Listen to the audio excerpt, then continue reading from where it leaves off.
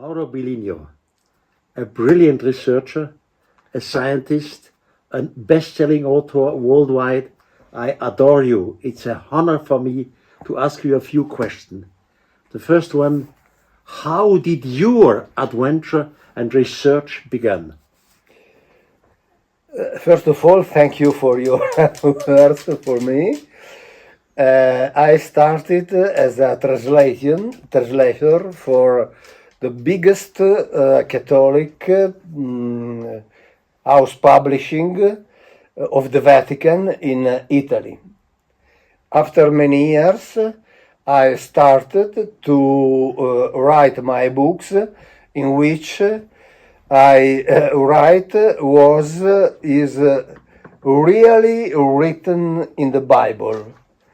And in this moment, I started to talk with the people, with the public, saying what is really written in the Bible. But that's exactly my second question. What does the Bible actually talk about?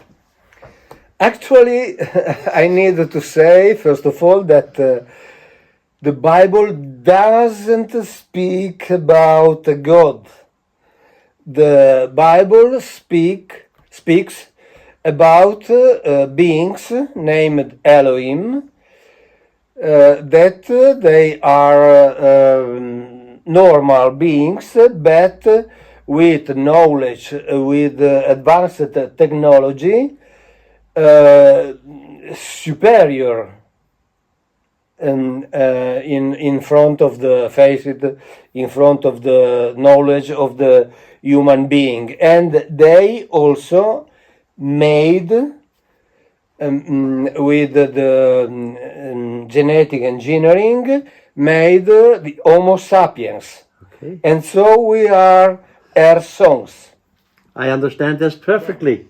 So what does the glory of God mean? The glory of God is a mistaken translation, because the glory of God is one of the flying machines used by Yahweh in particularly, and is one of the flying machines because there are more than 20 kinds of flying machine in the Bible and in the Apocrypha.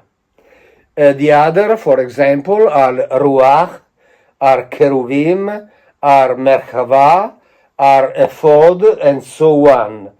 And Kavod not only is a flying machine, but it's only a weapon and battle armament, as, for example, says Dr. Jeff Benner, who is the president of the Ancient Hebrew Study Center.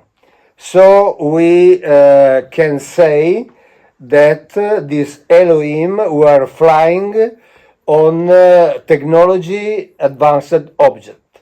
So you think in the Bible they are also speaking of extraterrestrials? It's possible. It's possible.